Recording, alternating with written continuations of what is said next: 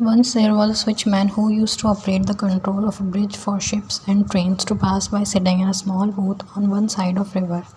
During most of the day, bridge was running up and down to make way for ships to pass through freely. But at certain time a train would pass through for which the bridge would be turned sideways across the river, allowing the train to cross.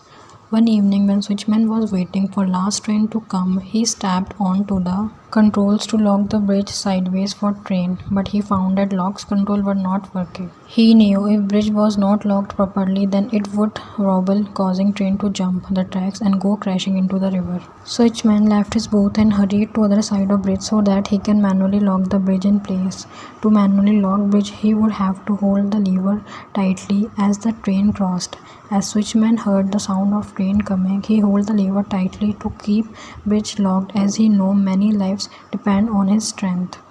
Suddenly he heard a sound from the other side of bridge. "Daddy, where are you?" He saw his 4-year-old son was crossing the bridge to look for him. He almost left the lever to run and snatch up his son and carry him to safety. But he realized that he could not get back to the lever in time for the train to pass safely. Either the people on the train or his little son would have to die. It took a moment to make his decision. Train passed by safely on the bridge, and no one on board was aware of that fact that a little kid was thrown into the river by onrushing train. Switchman was sobbing, still clinging tightly to lever even after the train has passed. Neither did they see him walking home more slowly than he had ever walked before, to tell his wife how they had lost their son. The moral of the story is we can never imagine the pain a person has to go through because of sacrifice he make.